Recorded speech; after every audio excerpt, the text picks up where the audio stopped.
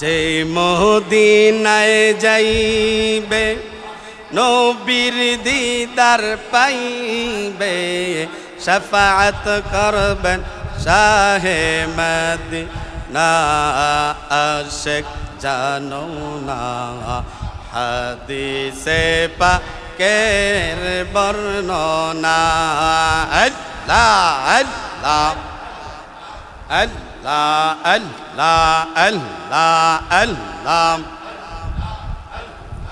কোন সাধনে পাইব আপনায় অগণবিজি কোন দিদার পাইব আপনায় আল্লাহ আল্লাহ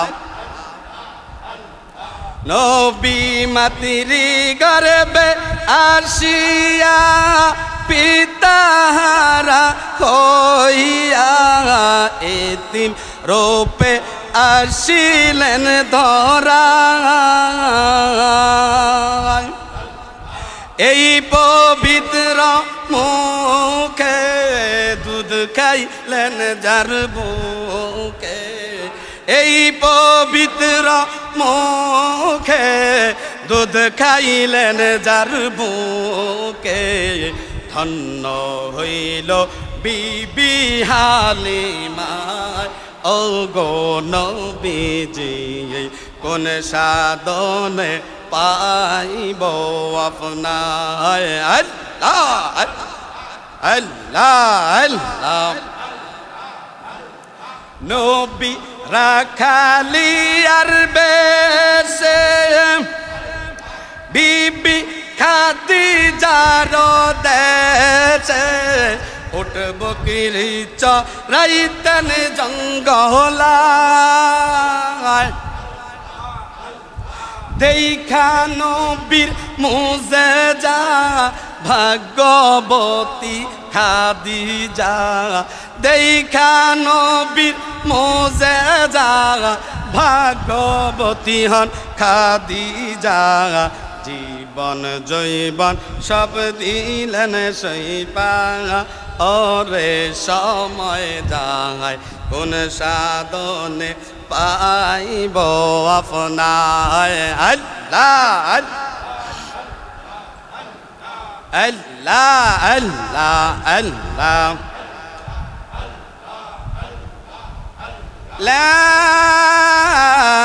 ইলাহা ইল্লাল্লাহু মুহাম্মাদুর রাসূলুল্লাহ সাল্লাল্লাহু আলাইহি ওয়াসাল্লাম। উপস্থিত মুআজ্জিজ মুহতারাম দিগারে উলামায়ে কেরাম, সম্মানিত আমার মুসল্লিয়ানি কেরাম, মুরব্বিয়ান আযম, আমার মুরব্বী বাবারা, কলিজার টুকরা নজওয়ান যুবক ভাইয়েরা, স্নেহের কচি কাঁচা ছোট্ট ছোট্ট মাসুম ভাইয়েরা, মাইকের আওয়াজ যতটুকু দূর যাচ্ছে, পর্দার অন্তর আড়ালে থাকা শ্রদ্ধেয়া সম্মানিতা মা ও বোনেরা, প্রত্যেকের প্রতি আন্তরিক মোবারকবাদ সালাম। নবীজি বলছেন আফসুস সালামা তাসলামু, তোমরা সালামের প্রচলন করো, নিরাপদে রাখবেন একমাত্র আল্লাহ। আসসালামু কাবলাল কালাম, মুসলমান কারো সাথে কথা বলার আগে দিবে, আওয়াজ দিয়ে বলেন, মুসলমান কারো সাথে কোনো কথার ভাব প্রধান করার আগে মুসলমানের যেই 6টা হক, সর্বপ্রথম 1 নাম্বার হক হচ্ছে সালাম। আমি আপনাদের সকলের প্রতি আমার অন্তরের নিংরান ও ভালোবাসা দিয়ে আন্তরিক মোবারকবাদ সালাম আপনাদেরকে জানাচ্ছি। আসসালামু আলাইকুম ওয়া রাহমাতুল্লাহি ওয়া বারাকাতুহু। মহান আল্লাহ পাক রব্বুল আলামিনের দরবারে লাখো কোটি শুকরিয়া আদায় করতেছি, যিনি আমাদেরকে ঐতিহ্যবাহী কুমিল্লা আদর্শ সদর নাকি ঐতিহ্যবাহী আমরাতলি কেন্দ্রীয় জামে মসজিদে আমাদেরকে মহান আল্লাহ পাক রব্বুল আলামিন এই সোহাদায়ে কারবালার মাসে, আরবি মাসের প্রথম মাস মুহররম মাস, নবীজির আওলাদ নবীজির পরিবার ভক্ত আহলে বায়েতগণ যেই মাসে শাহাদাতের তামান্না দিয়ে ইসলামের জান্ডাকে কালিমার পতাকাকে 1447 বছর আদ্যবতী আজকের এই জুমা পর্যন্ত মুসলমানদেরকে ইমানি চেতনা, মুসলমানদেরকে মোহাব্বত, রাসূলের প্রতি ইশক, ইমাম হাসান রাদিয়াল্লাহু তাআলা আনহুর প্রতি মোহাব্বত, ইমাম হুসাইন রাদিয়াল্লাহু তাআলা আনহুর প্রতি ভালোবাসা মোহাব্বত, তাহার শাহাদাতের মাধ্যম দিয়ে কালিমার পতাকাকে পথ করে বিশ্বের মাঝে উড়িয়ে দেওয়ার জন্য যারা ইসলামের জন্য নিজেদের কল্লা মোবারক কারবালার প্রান্তরে রাসূলের মহব্বতে দ্বীন ইসলামকে কায়েম করার জন্য যারা শাহাদাত বরণ করছেন, সকল শাহাদাতদেরকে স্মরণ করে আজকে আমরা এখানে উপস্থিত হতে পেরেছি। মহান আল্লাহ পাক আমাদেরকে তাদেরকে স্মরণ করার জন্য দু চারটা কথা বলার নিয়তে, শুনে আমল করার নিয়তে, আহলে বায়াতদের প্রতি মোহাব্বত, পাক পাঞ্জাতনের প্রতি মোহাব্বত পয়দার নিয়তে আমাদেরকে আসার বসার যিনি তৌফিকটুকু এই পর্যন্ত দান করে দিলেন, সকলে আমরা শুকরিয়া দান একটি জবানও বন্ধ রাখবো না, সকলেই জবান খুলে বলি আলহামদুলিল্লাহ। সম্মানিত হাজিরিন, এই মাসটা কি মাস? আমাদের একটা রোগ আছে, এই রোগটা হচ্ছে আমরা হচ্ছি জগ আর আপনারা হচ্ছেন কি গ্যালাস। গ্যালাসের ভিতরে যদি পানি ঢালেন, যদি তলা ছিদ্র থাকে, কাজ হইব? আপনারা যদি মনোযোগ যদি অন্যদিকে রাখেন, আমি কথা কি বলতেছি, লাভ হইব?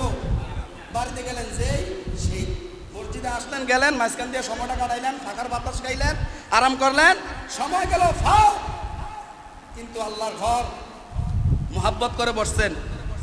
ঢুকার সময় পড়ছি আমরা বিসমিল্লাহি ওয়াস সালাতু ওয়াস সালামু আলাইকা ইয়া আল্লাহুম্মা আফতাহলি আবওয়াবা রাহমাতিক। আল্লাহর তাআলার রহমতের আশায় ঘরের ভিতরে প্রবেশ করেছেন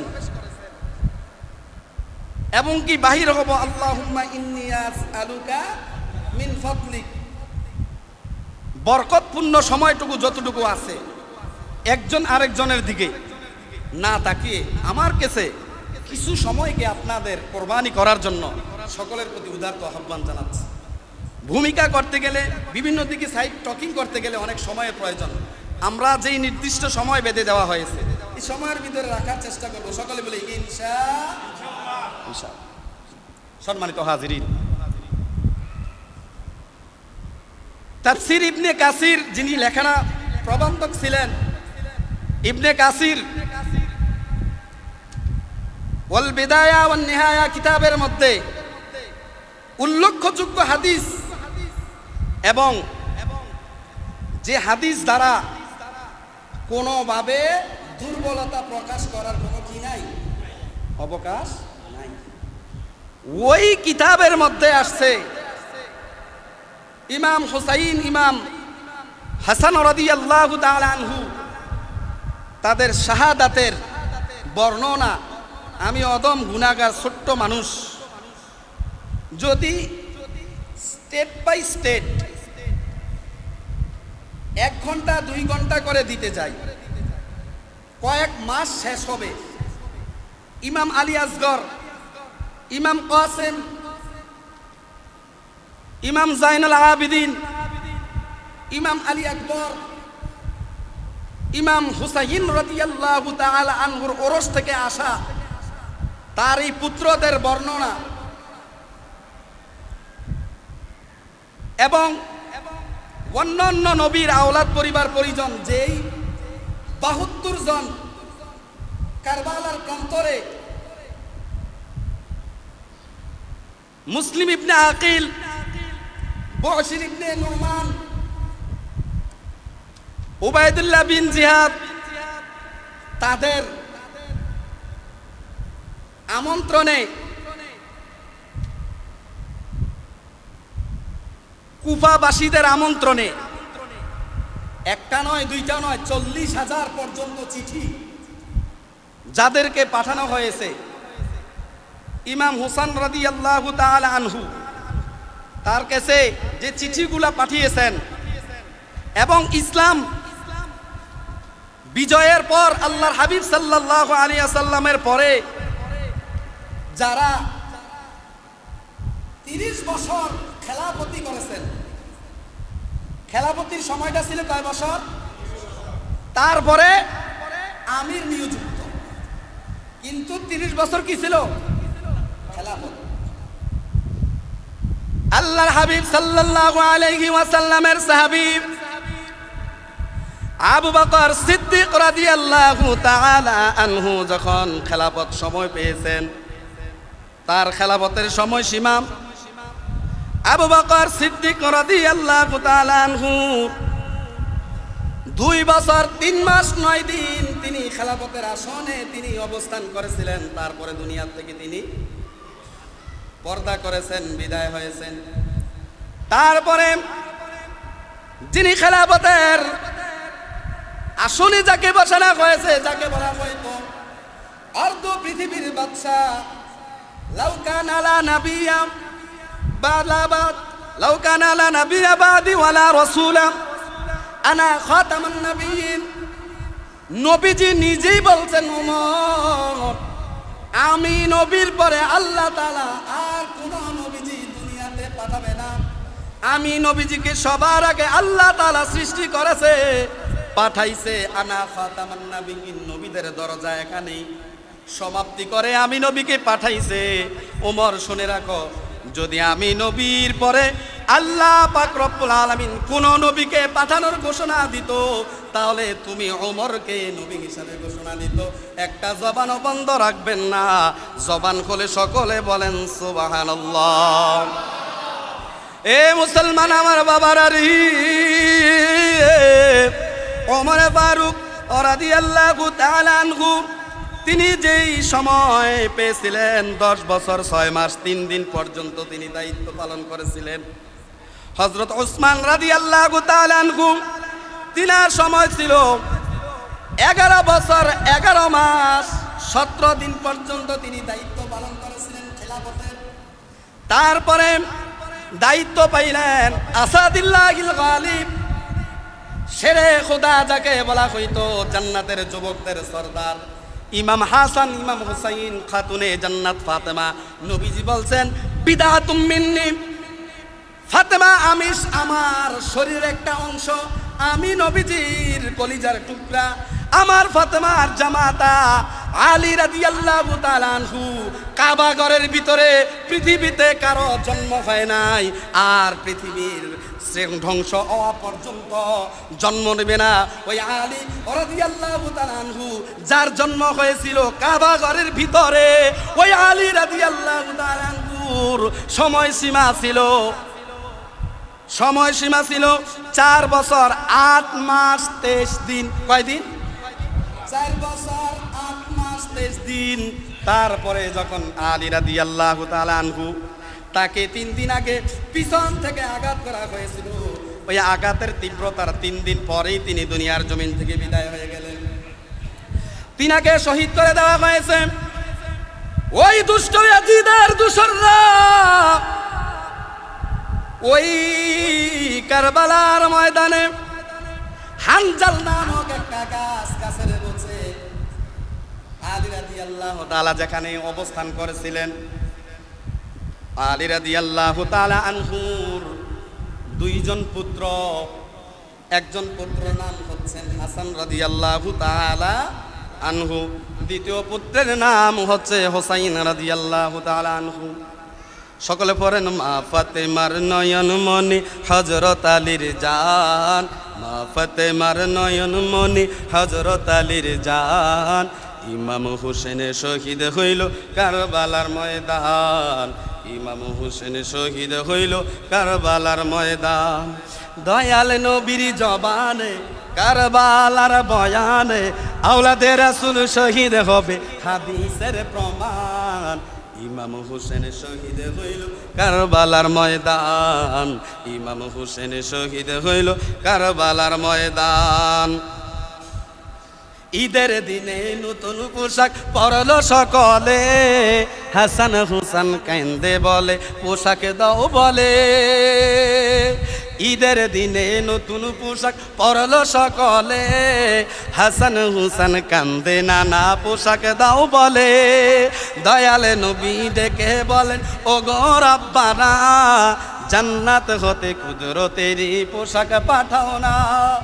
লাল সবুজের সেই পোশাকে কারবালার শান, লাল সবুজের সেই পোশাকে কারবালার শান। ইমাম হোসেন শহীদ হইল কারবালার ময়দান, ইমাম হোসেন শহীদ হইল কারবালার ময়দান। লাল রঙের পোশাক হতে মাটি নিলেন হাতে, এই মাটির কাহিনী হবে হুসাইনের সাথে। ঠিক না? লাল রঙের মাটি আমার নবীজি হাতে নিছেন। আমিরে মুয়াবিয়া সহকারে যত সাহাবায়ে কেরামদেরকে নবীজি নিয়ে একটা জায়গার ভিতরে বসলেন। ইনদিবিন তাইব জিবরাইল আলাইহিস সালাতু ওয়াস সালাম আসলেন, আয়েশা দুইটা মোটা বোতল নবীজির সামনে রাখলেন। ওই কারবালা থেকে জিবরাইল আলাইহিস সালাতু ওয়াস সালাম দুই মুঠো মাটি আনলেন।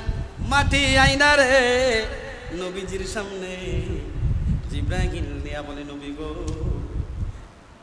আপনি যদি আমার কিছু কথা শুনতেন। নবীজি জিবরাইলের দিকে তাকাইলেন। জিবরাইল আলাইহিস সালাতু ওয়াস সালাম আমার নবী কাছে ঘটনাটা বললেন। নবী গো, এই যে দুইটা বোতল আপনার কাছে দিলাম, ও মায়ার নবী, যেই দিন দেখবেন আপনার অনুসারীগণ, আপনার সাহাবায়ে কেরামগণ, নবী গো, আপনি আপনার সাহাবায়ে কেরামদেরকে বলবেন, এ সাহাবায়ে কেরামরা রে, আমি যেদিন এই পৃথিবীর জমিনে থেকে পর্দা করব, এই পৃথিবীর জমিনে যখন আমি থাকবো না, ৬০ অথবা ৬১ হিজরিতে আমার কলিজার টুকরা নাতি, যেই নাতির গলার মধ্যে আমি নানা চুমু খাইতাম, যেই হুসাইনের মুখের মধ্যে আমি চুমু খাইতাম রে, যেই হুসাইন ঘোড়া চড়বে শখ হয়েছে, আমি নবীজি উট হয়ে আমার কনিগুলো জমিনের মধ্যে দিয়া হাঁটুটা গাড়ায়া গাড়ায়া আমার হাসাইনকে কাঁধের মধ্যে লইয়া আমার চাদর দিয়া সোরা বানায়া দিছি রে।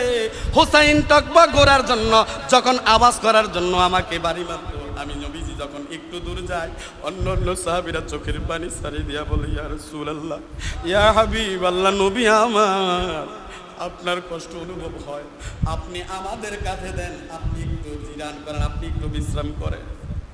নবীজি ডাক দিয়া বলে, রে সাহাবী, আমি তো শুধু হাসানকে, শুধু হুসাইনকে আমি নবীজির কাঁধে চড়াই না, আমি তো এমন ব্যক্তিদেরকে কাঁধে চড়াই রে, যারা হবে জান্নাতের ভিতরে যুবকদের সরদার।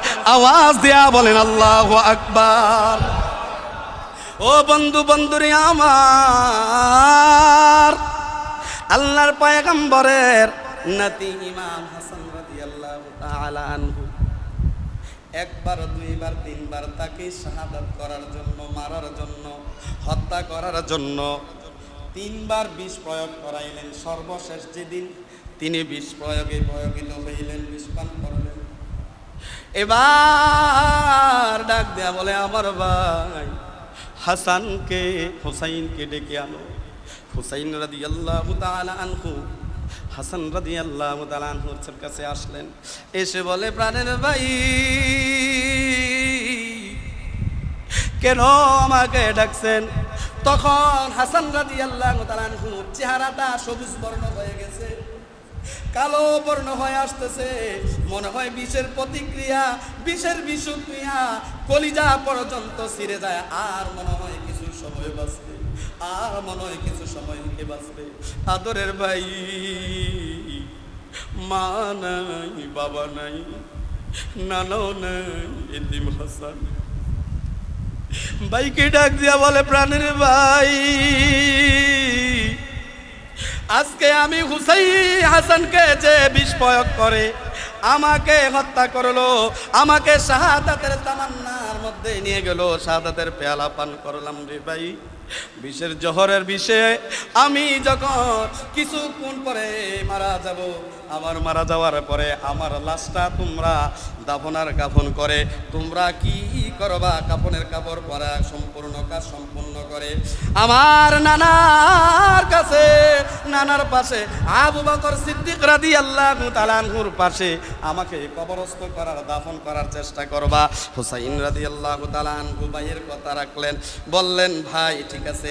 কয় আর কোনো আপনার আবদার আছে না? কয় ভাই যদি আমার নানার আবু বকরের পাশে যদি রাখার জন্য কেহ তারা বাধাগ্রস্ত করে, তাহলে আমার মা জান্নাতুল বাকির ভিতরে শুয়ে আছে, আমার মায়ের পাশে আমি হাসানকে শোয়া দিবা। ইমাম হুসাইন রাদিয়াল্লাহু তাআলা আনহু এইবার যখন ওই হাসান রাদিয়াল্লাহু তাআলা আনহু ইন্তেকাল করলেন, শাহাদাত বরণ করলেন, এবার নবীজির রওজার পাশে কবর খনন করার জন্য যখন গেলেন, তৎকালীন সময়ের যারা নেতৃত্ব লিডার ছিল, কাফের মুশরিকদের দলেরা, ইহুদিদের দলেরা, ওই কিছু মুনাফিক পারকা তৎকালীন সময়ের মুসলমান যাদের দাড়ি ছিল লম্বা লম্বা, মাথার মধ্যে পাগড়ি ছিল, লম্বা পাঞ্জাবি ছিল, উবাইর ইবনে আব্দুল্লাহ ইবনে সলুল নবীজির পিছনে নামাজ পড়ছে, আবার দারুন নাদুয়ার মধ্যে উতবার সাথে, আবু জাহেলের সাথে, আবু লাহাবের সাথে যায়া যায়া নবীজিকে কতল করার জন্য সিদ্ধান্ত গ্রহণ করেছে, আবার নবীজির পিছনেও নামাজ পড়ছে। বর্তমান সময়ে বাংলাদেশের জমিনে তথা লিন্টন গোটা বিশ্বের মধ্যে এমন মুনাফিক মার্কা দাড়িওয়ালা টুপিওয়ালা সুন্নতি দাবি করে করে বেঈমান মুনাফিক মার্কা মুসলমান জমিনে আছে না নাই? হাসানের কথা শুনলে গাও জ্বলে, নবীজির আহলে বাইতের কথা শুনলে গাও জ্বলে, পাক পাঞ্জাতনের কথা শুনলে গাও জ্বলে। এমন মুসলমান বাংলাদেশের জমিনে আছে না নাই? ও বন্ধু, বন্ধুরে আমার, কি করলেন হাসান হুসাইন রাদিয়াল্লাহু তাআলা? মায়ের কবরের পাশে সমাহিত করলেন, কবরস্থ করলেন, দাফনের কাফনের কাজ শেষ করে এইবার ওই যে কুফা থেকে 30 বছর খেলাফতির পরে হুসাইন রাদিয়াল্লাহু, হাসান রাদিয়াল্লাহু তাআলা আনহু খেলাফতি পাইলেন, তিনি ইন্তেকাল করলেন। এবার খেলাফতির একজন দায়িত্ব নেওয়ার দরকার আছে না নাই? কিন্তু বাহিরের মধ্যে মুনাফিক ইয়াজিদের দোসররা সমালোচনা করতে লাগলো, বাবার পরে খেলাফতির দায়িত্ব ছেড়ে দিতে পারবে না। ইমাম হুসাইন তিনি চিন্তা করলেন বর্তমান সময়ে কাকে দেওয়া যায় খেলাফতির দায়িত্ব। আহারে অনেক লম্বা আলোচনা বাবারা, এদিক থেকে ঢুকলে আরেক দিকে আইসা যায় পয়েন্ট, এদিক থেকে ঢুকলে আরেক দিকে পয়েন্ট আইসা যায়। লম্বা আলোচনা সময়ের দরকার, সংক্ষিপ্ত আকারে টাচ দিচ্ছি বাবারা, আমার বুঝে নেন। এবার হাসান রাদিয়াল্লাহু তাআলা ইন্তেকালের পরে হুসাইনের কাছে চিঠি আসতেছে, আসো ইয়াজিদ যে শাসন ক্ষমতার 10 বছর 49 অথবা 50 হিজরি থেকে 59 হিজরি পর্যন্ত আমিরে মুআবিয়ার নেতৃত্ব তাকে দিলেন।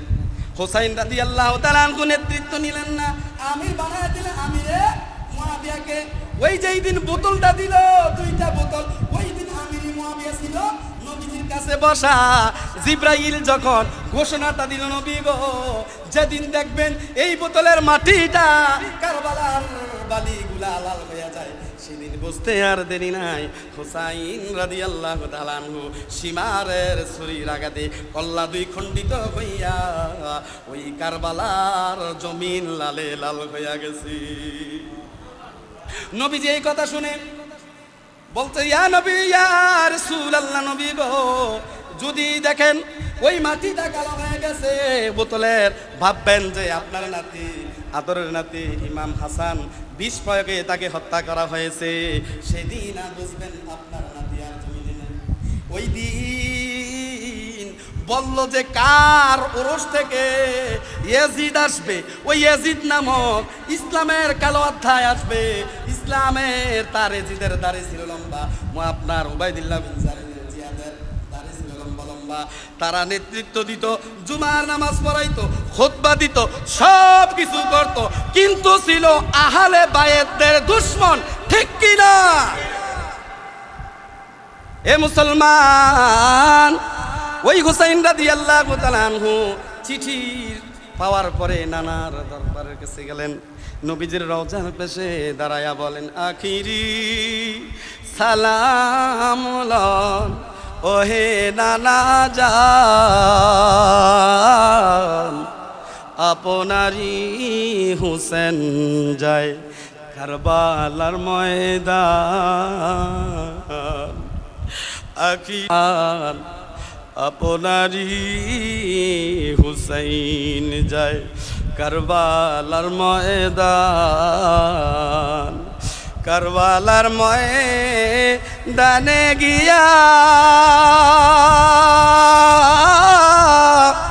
দিব গলা কাটাইয়া,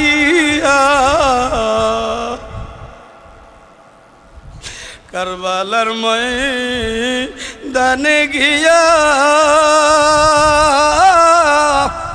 দিব গলা কাটাইয়া, আর না আসিব ফিরে নানা, আর না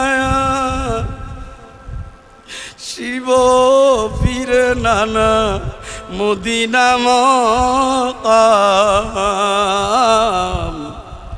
আপনারি হুসেন যায় কারবালার ময়দান। ইমাম হুসাইন রাদিয়াল্লাহু তাআলা আনহু ৭২ জনকে নিয়ে গেলেন।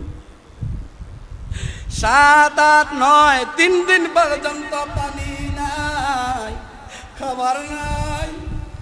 এজিদের ওই স্থানে তাহার শিবিরে তাবু গাড়লেন। ১ জন নয়, ২ জন নয়, ৪০ জন পুরুষ আর ৩২ জন ছিল নারী। এই হলো ৭২ জন। তার মধ্যে হুসাইনের বোন জয়নবের সন্তান ৫ জন, স্বামী একজন ৬ জন। হুসাইন রাদিয়াল্লাহু তাআলা আনহু, বিবি সারা বানু, শিশু আলী আসগর, আলী আকবর, ইমাম কাসেম, এরকম করে আব্দুল্লাহ ইবনে আব্বাস, এমন করে করে আরো অনেক সাহাবী নবীজির সাথে সফর সঙ্গী হিসাবে কারবালার প্রান্তরে গেলেন। যুদ্ধর কাজ চলতেছে। ইমাম হাসান, ইমাম আলী আসগর তিনি পানির পিপাসায় কাতর। বিবি সাহারা বানু যাইয়া বলে, প্রাণের স্বামী গো, এই শিশু আলী আসগরের কান্না আমি মা আর সহ্য করতে পারি না। নবী গো, কেমন ভালোবাসা আহলে বায়াতকে বাসা দরকার, আমরা ভালোবাসতে পারি নাই। এই কারণে যদি আপনার আল্লাহর কাঠগড়ায় আমরা আসামি হয়ে যাই, আপনি নবীর সুপারিশ থেকে যদি আমরা বঞ্চিত হয়ে যাই, আমাদের উপায় থাকবে না গো নবী। আপনারা আদরের নাতি ইমাম হুসাইনের কাছে যখন পুত্র শিশু আলী আসগরকে নিয়ে দিলেন বিবি সাহারা বানু, এইবার যখন তাকে নিয়ে দিলেন, বলে, প্রাণের স্বামী, এই শিশুটাকে যে একটু দুধ দিব, স্তনে দুধ নাই, আমার জিবাটা যে একটা ভিজাইয়া দিব, জিবার ভিতরে থুতু আসতেছে না, লালা আসতেছে না, আমি মায়ের জিব্বাটা দিয়ে হইল আমার সন্তানের পিপাসাটা কিছু নিবারণ করতে পারবো। কোনো ব্যবস্থা নাই। ও মরুভূমির উত্তপ্ত বালি শিবিরের মধ্যে গরম আর গরম। ওই সময়ে যখন শিশু আলী আসগরকে নিয়ে দিলেন কার কাছে? ইমাম হুসাইন কাছে যখন নিয়ে দিলেন, ইমাম হুসাইন রাদিয়াল্লাহু তাআলা আনহু কোলের মধ্যে নিয়ে এইবার ২২,০০০ সৈন্যর কাছে ফুরাত নদীর পারে দাঁড়াইয়া বলে, এ ফুরাতের ইয়াজিদের সৈন্যরা রে, তোমাদের সাথে আমার ব্যক্তিগত কলহ থাকতে পারে, ব্যক্তিগত কোন্দল থাকতে পারে, কিন্তু এই শিশু আলী আসগরের তো তোমাদের সাথে কোনো অভিযোগ নাই। তাকে যদি আমাকে ফোরাত নদীর মধ্যে যাইতে যদি তোমরা না দাও, নেও তোমাদের একজন ২২,০০০ সৈন্যের মধ্যে আমার এই শিশু আলী আসগরকে নিয়ে একটু ফোরাত নদীর পানি তোমরা পান করায় দিও। ওই দিন যদি ইমাম হুসাইন চাইতো ফুরাত নদী থেকে শিবির পর্যন্ত পানির লানা করে দেওয়ার জন্য হুসাইন রাদিয়াল্লাহু তাআলা আনহু চাইলে আমার আল্লাহ পানি দিতে পারত কি পারত না? হুসাইন যদি চাইতো আল্লাহ তোমার হাউজে কাউসারের পানি আমার শিশুপুত্র আলী আসগরের জন্য পাঠিয়ে দেন, আল্লাহ পাঠাইতে পারত কি পারত না? কেন কেন? যাকে সৃষ্টি না করলে আমার আল্লাহ কিছু সৃষ্টি করত না। আমি একটা হাদিস পাঠ করেছিলাম, লা ইউমিনু আহাদুকুম হাত্তা আকুনা আহাব্বা ইলাইহি মিন ওয়ালিদিহি ওয়া ওয়ালাদিহি ওয়ান নাসি আজমাইন। আল্লাহু আকবার বলতে কষ্ট লাগে আপনাদের? এ মুসলমান, আল্লাহর গোলাম, আমার রাসূলের উম্মত, রাসূলের উম্মতের আপনারা শুনেন, যখন ফুরাত নদীর কাছে নিয়ে গেল, পানিটা তো দিবে থাক দূরের কথা, 22,000 সৈন্যরা তাক করে আছে, তীরগুলো নিয়ে একটা তীর আইসা এক একটা বর্ণনার মধ্যে পাইছি বুকের ভিতরে ঢুকে তার কলিজাটা ছিঁড়ে অপর পাশ দিয়ে বাহির হইছে। আরেকটা বর্ণনা আসছে যে তার গলার দিক দিয়ে ঢুকে ওই দিক দিয়ে বাহির হইছে। ইমাম হুসাইন পানি পান করার বদলে রক্ত পান করে জমিনের মধ্যে শাহাদাত বরণ করে বললেন, সকলে পড়েন ইন্না লিল্লাহি ওয়া ইন্না ইলাইহি রাজিউন। বিবির কাছে নিয়ে যাইয়া বলে, প্রাণের বিবি রে, নে নে, জনমের মতো পানি খাওয়া আনছে নবীর উম্মতের জন্য। আজকে আজকে বুঝি কারবালার ফুরাত নদীর পানি নসিবে জুটলো না। যা যা হাসরের ময়দানে আল্লাহ তাআলা আমার শিশু পুত্রকে হাউজে কাউসার পান করাইয়া জান্নাতে নবীদের নবীর উম্মত গুলারে আমরা এই কষ্টের বিনিময়, আমাদের এই কারবালার শাহাদাতের বিনিময়ে দিয়া গুনাহগার উম্মত গুলারে জান্নাতে নিয়ে যাওয়ার জন্য নবীর মাধ্যমে সুপারিশ করে করে আমরা তাদের নেতৃত্বে আমরা তাদেরকে নেতৃত্ব দিব। ইমাম আলী আসগর শাহাদাত বরণ করলেন, ইমাম আলী আকবর, ইমাম কাসেম, এমন করে করে অনেক সাহাবায়ে কেরাম শাহাদাত বরণ করলেন, তারাও শহীদ হয়ে গেলেন। এবার হুসাইন রাদিয়াল্লাহু তাআলা আনহু পুত্র জয়নুল আবেদিনের কাছে গেলেন, যা বলে, এরে জয়নুল আবেদিন বাবা তোমার কি অবস্থা? এই দিন সময়টা কারবালার বর্ণনা ইমাম জয়নুল আবেদিন বলতে যখন মানুষের কাছে বর্ণনা দিলেন, ওই সময়ের মানুষগুলো গড়ায়া গড়ায়া ইমাম হুসাইনের শাহাদাতের বর্ণনা শুনে কান্নার রোল বিল পড়ে গেছে। ইমাম হুসাইন রাদিয়াল্লাহু তাআলা আনহু জয়নুল আবেদিনের কাছে গেলেন, বাবারে আমি জানি আমার অল্প কিছু সময় মনে হয় আর বাকি আছে রে, বাবাকে শেষবারের মতো দেখি নাও, বাবাকে শেষবারের মতো সাক্ষাৎ করে নাও, বাবার গালে চুমু খেয়ে নাও। জয়নুল আবেদিন উঠতে পারে না, জ্বরের অনেক তীব্রতা শরীরের ভিতরে, অনেক কষ্ট করে উঠলেন, বাবার কাছে বলে, আব্বা একটু পারমিশন দেন, আমার ভাই আলী আসগর আলী আকবর ইমাম কাসেম শাহাদাত বরণ করেছে, আমি ওই হুসাইনদের বীর হুসাইনের সন্তান হইয়া ওই ইয়াজিদের দোসরদের সৈন্যদের কাছে যাইয়া শাহাদাতের পেয়ালা পান করে আল্লাহর জান্নাতে চলে যাই। নবীজি ডাকে বলে, রে জয়নুল আবেদিন আমার বংশধরের কেউ নাই, কেউ নাই, আমি তোকে আমার ওয়ারিস হিসাবে, আমার নানার ওয়ারিস হিসাবে, বংশধর হিসাবে রেখে যাই। যদি কোনোদিন মদিনার জমিনে যাও, নানার কাছে যাইয়া কারবালার বর্ণনা দিও। বোন জয়নাবের কাছে গেলেন, ও বোন আমার নানার পাগড়িটা আমার মাথায় পরাইয়া দাও, আমার বাবার তরবারিটা আমার কাছে দাও, চাচা আমার বাবার চাচা আমির হামজার লোহার পোশাকটা আমার শরীরে বাঁধাইয়া দাও। এই করে করে বোন থেকে বিদায় নিলেন। বোনকে বললেন, বোন আমি ওই যুদ্ধের ময়দানে কারবালার প্রান্তরে চলে যাচ্ছি। জয়নব ডাক দিয়া বলে, ভাই আপনি যে চলে যান, ইমাম আলী আকবর, আমার আলী আসগর, ইমাম কাসেম, আমার 5টি সন্তান ওই জায়গা শাহাদাত বরণ করে শুয়ে আছে।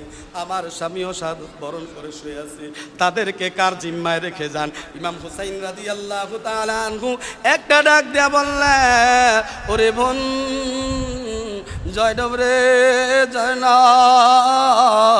আমার পুত্র সন্তান, তোমার সন্তানগুলাকে আমার সফর সঙ্গীদের মধ্যে যারা এসে কারবালার প্রান্তরে শাহাদাতের পেয়ালা পান করে ফোরাত নদীর পারে কারবালার প্রান্তরে শুয়ে আছে, তাদেরকে আল্লাহর জিম্মায় রেখে গেলাম। এবার যখন ইমাম হুসাইন রাদিয়াল্লাহু তাআলা আনহু যুদ্ধ করতেছে, 22,000 সৈন্য চতুর্দিক থেকে বর্ষার আঘাত, তীরের আঘাত, তরবারির আঘাত, আঘাত করতে করতে ঘোড়ার উপরে থেকে যখন ঘোড়াটাকে নেস্তনাবুদ করে ফেললেন, ঘোড়াটা যখন খাওয়াগুলো পড়ে যায়, ইমাম হুসাইন রাদিয়াল্লাহু তাআলা আনহু কিতাবের বর্ণনায় পেলাম 133টা তীর ইমাম হুসাইন রাদিয়াল্লাহু তাআলা আনহুর, ইমাম হুসাইন রাদিয়াল্লাহু তাআলা আনহুর শরীরটাকে ঝাঁঝরা করে দিয়েছে। 33টা তরবারির আঘাত ইমাম হুসাইনের দেহটাকে কত বিক্ষত করে দিয়েছে। শুধু তাই নয়, 21টা বর্ষার আঘাত ইমাম হুসাইন রাদিয়াল্লাহু তাআলা আনহুর কাছে যখন আঘাতগুলো আসলো, তিনি আর দাঁড়িয়ে থাকতে পারলেন না, জমিনের মধ্যে পড়ে গেলেন। সীমার এসে গলার বুকের মধ্যে চাপড়ালেন, চাপড়ানোর পরে এবার ইমাম ওই সীমারকে ডাক দেয়া বলে, সীমার রে, আজ থেকে 50 বছর আগে আমার নানা বলছিল, হুসাইন রে, আমি স্বপ্নে দেখতে পাইলাম কারবালার প্রান্তরে তোমার উপরে একটা ডোরা কাটা কালো কুকুর বসবে, আর আমার চিনতে বাকি নাই, তুই সীমারে হচ্ছ কালো ডোরা কাটা কুকুর, তুই বুঝি আমাকে হত্যা করবি, তুই বুঝি আমাকে হত্যা করবি, আমাকে হত্যা করবি, কোনো অভিযোগ নাই, কিন্তু আমাকে একটু যদি সময় দাও, একটু যদি সময় দাও, আমি 2 রাকাত আমার সাথে। ইমাম হুসাইন রাদিয়াল্লাহু তাআলা আনহু সীমারকে অনুনয় বিনয় করে যখন বললেন, বুক থেকে যখন ইমাম হুসাইন রাদিয়াল্লাহু তাআলা আনহু বর্ষার আঘাত, তীরের আঘাত, ছুরির আঘাত, পানি তো নাই, মাটি দিয়ে তাইমুম করলেন, তাইমুম করে 2 রাকাত নামাজ আদায় করে আল্লাহর কাছে যা অভিযোগ দেওয়ার দিলেন, ওই দুষ্ট সীমার কল্লাটাকে 2টা 2 খণ্ডিত করে ফেলল।